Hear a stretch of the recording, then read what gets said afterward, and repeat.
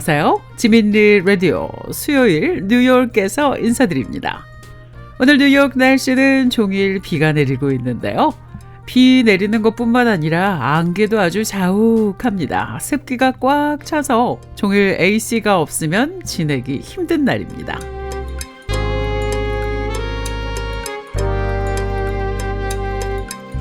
더운 건 아닌데요. 습기가 꽉 차 있는 느낌, 전 그 느낌을 별로 안 좋아하거든요.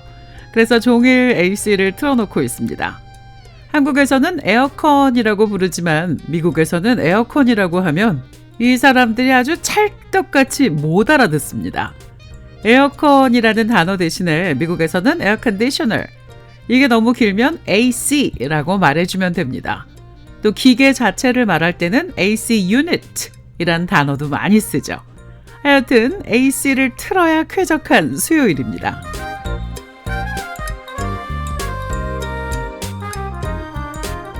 사람마다 어떤 습관들이 있죠. 저도 몇 가지 좋은 습관도 있고 고쳐야 되는 습관들도 있는데요. 습관을 만드는 데는 시간이 좀 걸립니다. 영국에서 진행된 연구에 따르면 평균적으로 새로운 습관을 만드는 데 걸리는 시간이 66일 정도 걸린답니다. 연구에 참여한 사람들에게 식사 후에 물 마시기, 식사 후에 운동하기, 식사 후에 과일 먹기, 이런 행동들을 매일 반복하도록 했는데요. 이 행동들이 밥 먹고 나서 자동적으로 탁탁 나오기까지 걸린 시간을 측정했습니다. 그랬더니 66일이라는 결과가 나왔습니다. 물론 어떤 습관이냐에 따라서 걸리는 시간이 다를 수 있죠.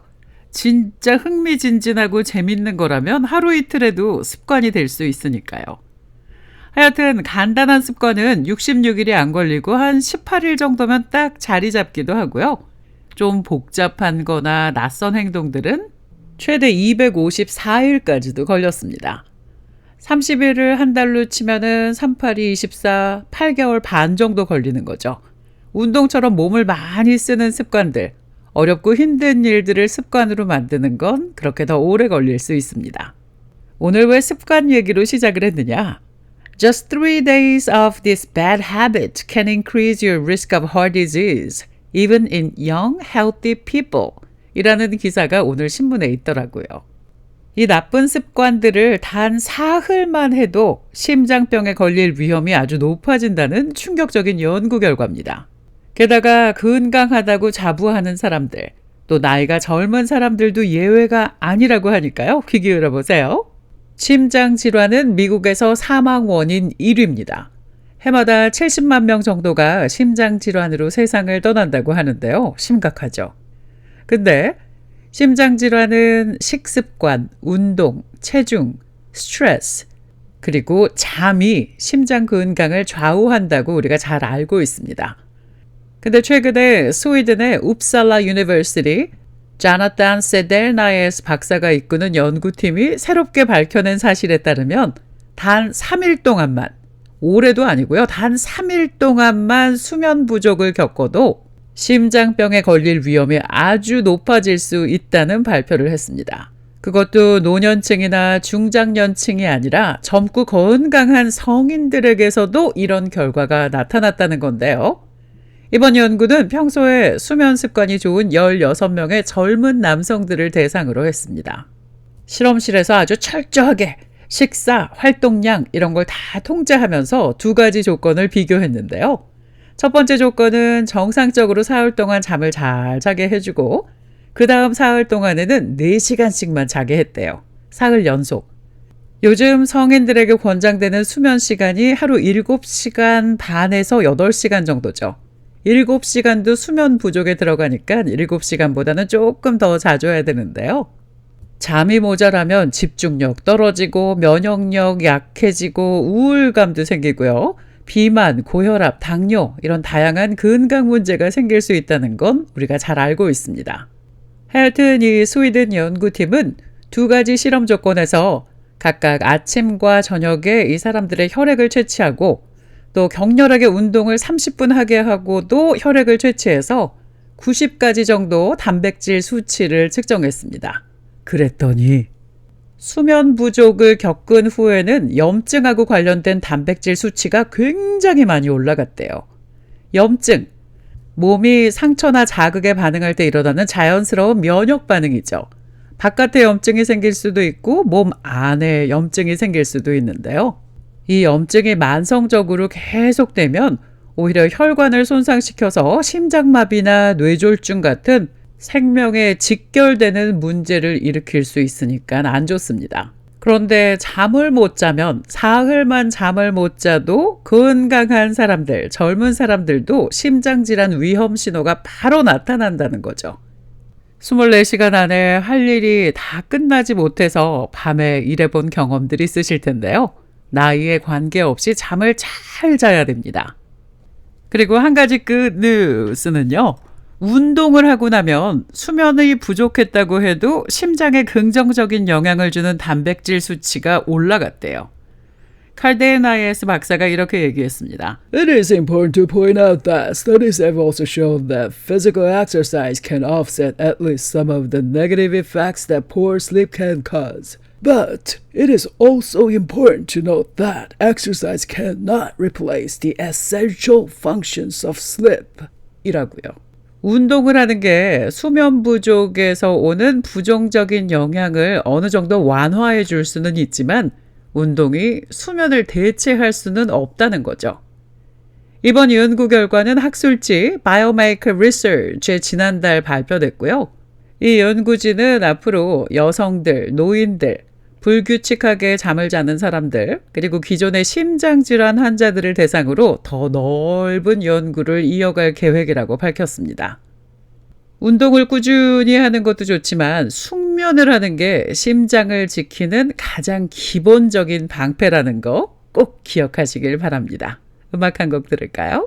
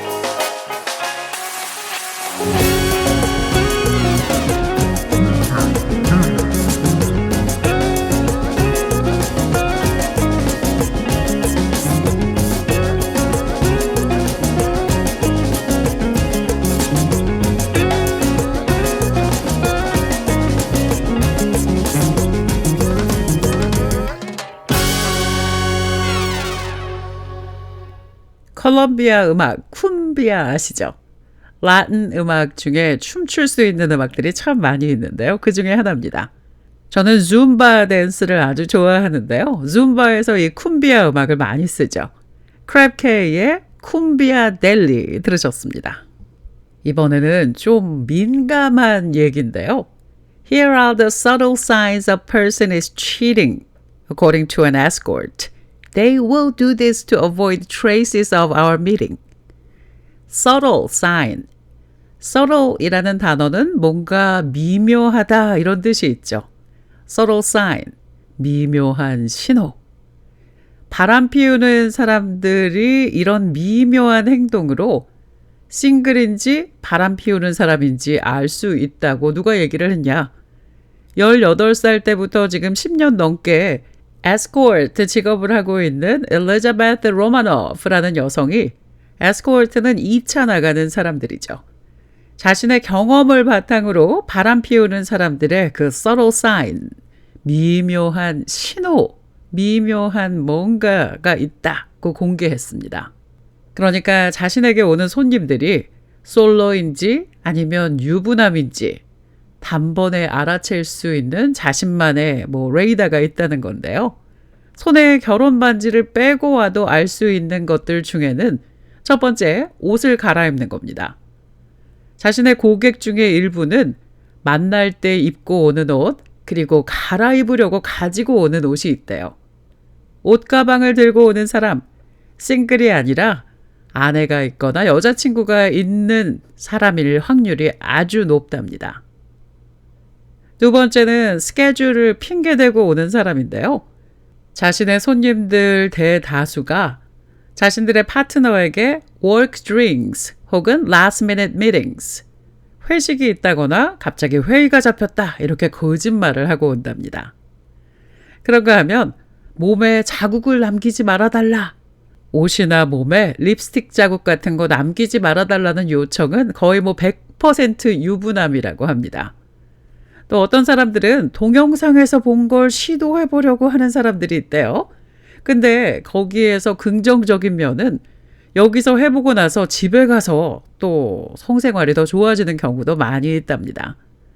그러니까 내 파트너가 전화기를 손에서 놓지 않고 비밀번호를 갑자기 바꿔버리고 전화가 오면 꼭 다른 데 가서 받는다 하면 그 사람은 지금 누군가와 밖에서 따로 만나고 있을 가능성이 높다라고 이 여성이 힌트를 줬습니다.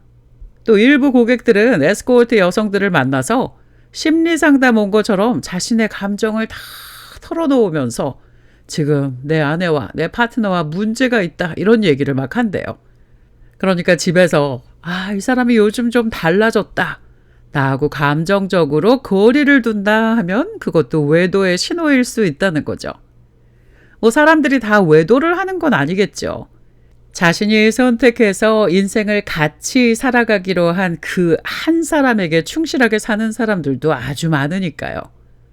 근데 혹시 살다가 관계가 힘들어지고 예전 같지 않아진다면 나가서 몰래 풀고 오는 게 아니라 당사자들끼리 진심으로 터놓고 얘기를 해보는 게 가장 먼저 해야 할 일 아닐까 하는 생각이 들었습니다.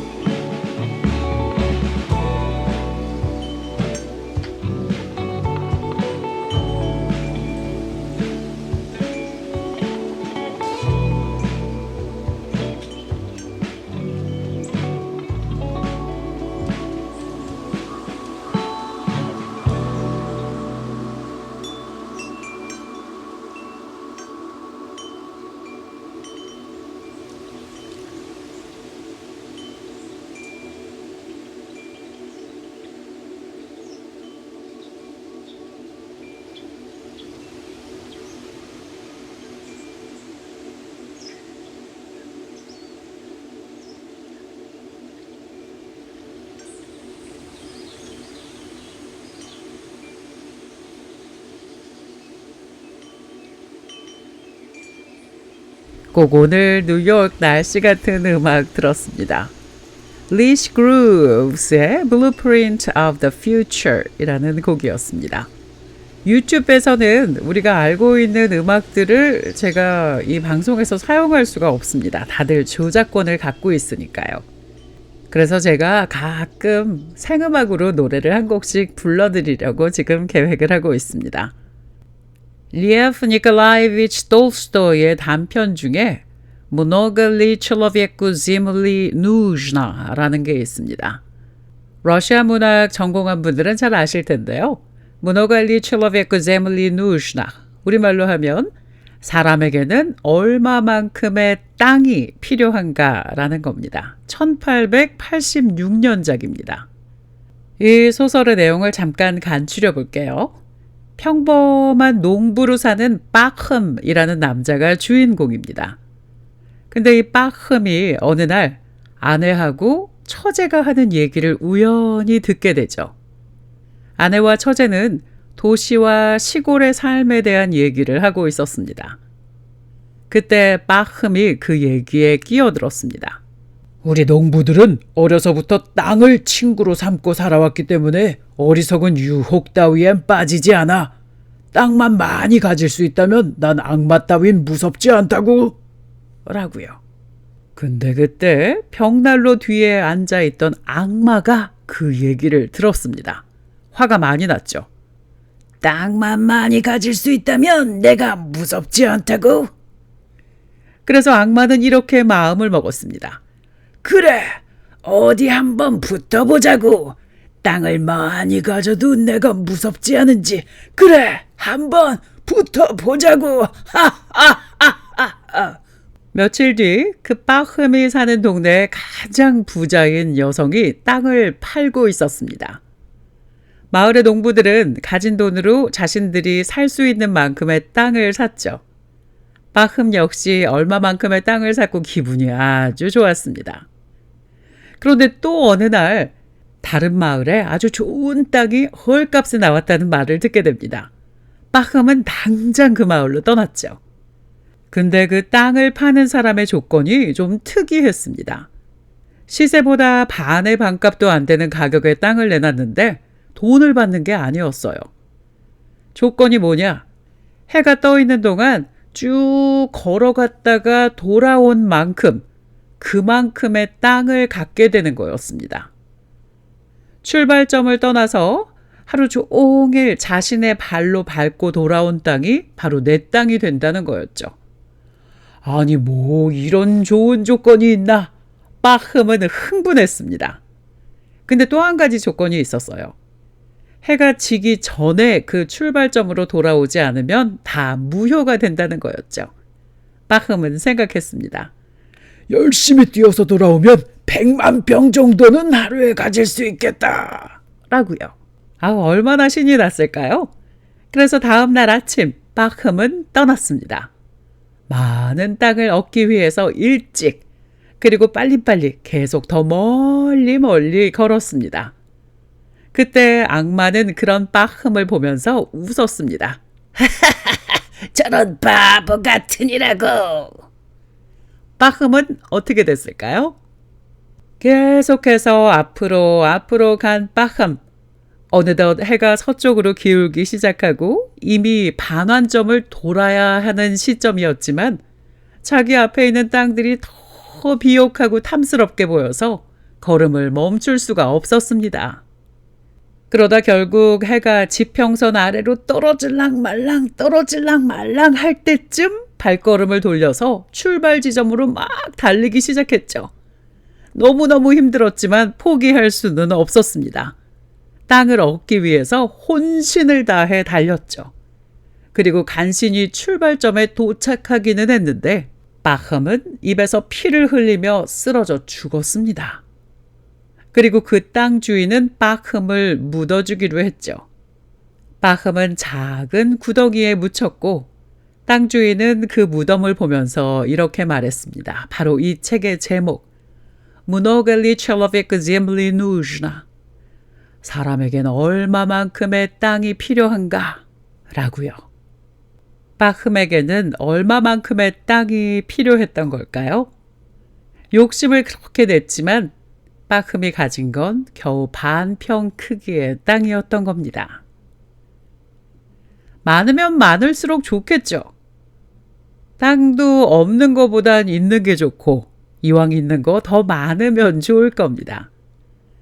그런데 리아프 니콜라이비치 톨스토이가 하고자 하는 말은 자신의 분수에 맞지 않게 내는 욕심, 그렇게 욕심을 너무 내면 더 잃게 된다는 거 아니었을까요? 끝없는 욕심 때문에 목숨을 잃은 바흠이라는 사람의 모습이 내 모습이 되지 않도록 잘 살아야 되겠습니다. 너무 욕심내지 말고요.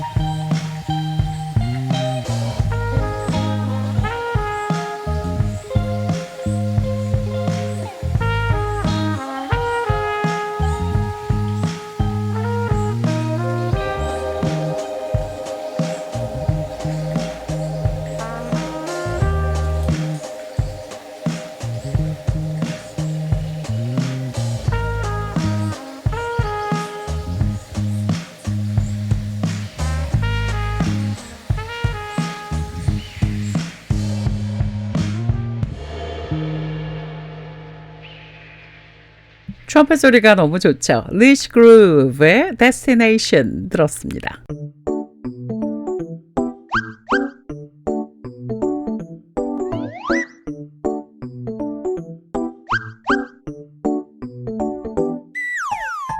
꼭 필요한 영어만 싹싹!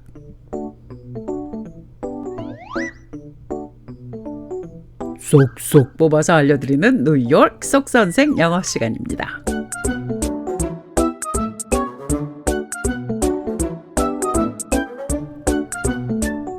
한국이나 미국이나 말할 때 속담 같은 거 인용할 때가 많이 있습니다. 남의 떡이 더 커 보인다라는 말 많이 쓰죠.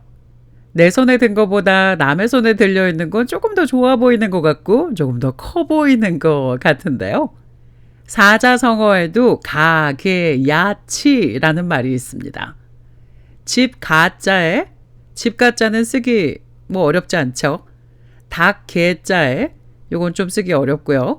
들 야자에 꿩 치자. 닭도 들어가고 꿩도 들어가요. 집 가자, 닭 기자, 들 야자, 꿩 치자. 집에 있는 닭, 들에 있는 꿩. 그러니까 집에 있는 닭은 하찮게 여기고 들에 있는 꿩을 바란다는 말입니다. 내 손에 있는 게 좋은지 모른다는 얘기죠. 남의 떡이 더 커 보인다는 뜻으로 쓸 수 있는 말, 가게, 야치라는 사자성어도 있는데요. 그럼 남의 떡이 더 커 보인다. 영어로는 어떻게 말할까요? 남의 떡 대신에 빵을 써야 될까요? 영어로는 떡도 안 들어가고 빵도 안 들어갑니다. 대신에 잔디가 들어가는데요. The grass is greener on the other side of the fence.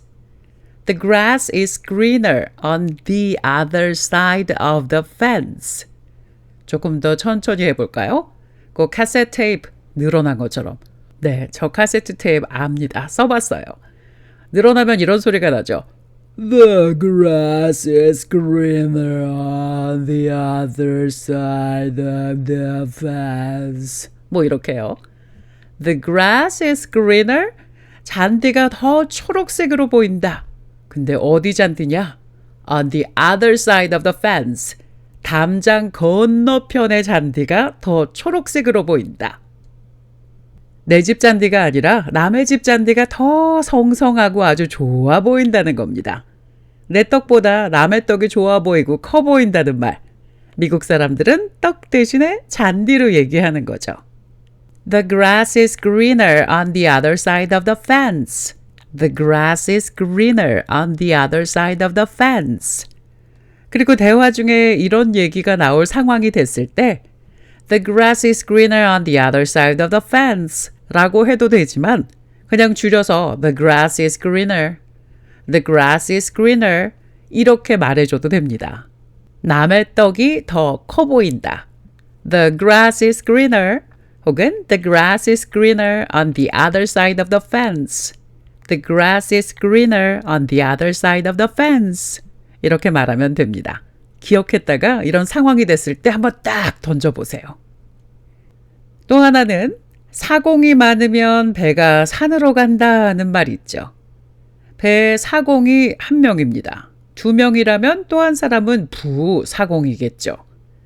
사공이 이 선장이 배를 운전하잖아요. 근데 운전하는 사람이 많으면 서로 의견대로 이리 가자 저리 가자 그러다 보면 물에서 다녀야 되는 배가 산으로 가는 일이 생깁니다.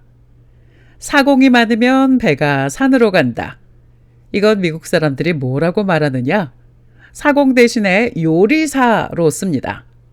Too many cooks spoil the broth. Too many cooks spoil the broth. 요리사가 많으면 국물을 망친다 라고 직역할 수 있습니다. 예를 들어서 집에서 고깃국을 끓이는데 이 사람이 와서 국간장 넣고 저 사람이 와서 소금 넣고 또 다른 사람이 와서 조미료 넣고 그러다 보면 완전히 국 버리게 되겠죠. 그래서 사공이 많으면 배가 산으로 간다. 영어로는 요리사가 많으면 국물을 못 먹게 된다. 같은 상황에서 쓸 수 있습니다. 또 too many cooks spoil the broth. broth가 국물이잖아요. Too many cooks spoil the broth도 많이 쓰지만 too many chefs in the kitchen. Too many chefs in the kitchen. 주방에 주방장이 너무 많다. 장은 한 명이잖아요. Too many chefs in the kitchen. Too many chefs in the kitchen. 이 말도 많이 씁니다. 사실 저는 too many cooks spoil the broth보다 too many chefs in the kitchen 요걸 많이 쓰거든요. 그렇지만 말하는 사람에 따라서 이걸 쓰든 저걸 쓰든 상관없으니까 두 가지 다 알아놓으시는 게 좋습니다. Too many cooks spoil the broth 혹은 too many chefs in the kitchen 이렇게 써주면 되죠. 내가 하고자 하는 얘기를 딱딱 그 말대로만 하는 것보다 이렇게 뭔가를 인용해서 말하면 대화가 더 풍성해지겠죠?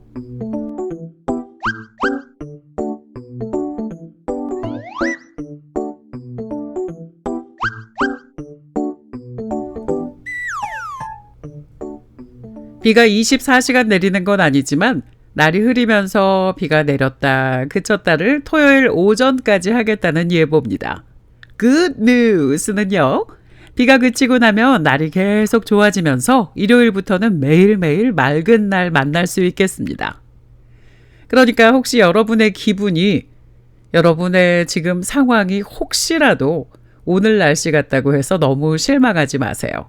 노아의 방주를 띄우게 했던 그 비도 40일이 되니까 그쳤던 것처럼 그치지 않는 비는 동서고금을 막론하고 한 번도 없었으니까요. 그럼 오늘은 크리스 하겐의 Last Cappuccino in Rio 들으면서 지민리 라디오 마무리하겠습니다. 남들도 다 하는 말 저도 한번 할까요? 구독과 좋아요 꼭 눌러주세요. 그래야 잊지 않고 매일매일 들으실 수 있으니까요.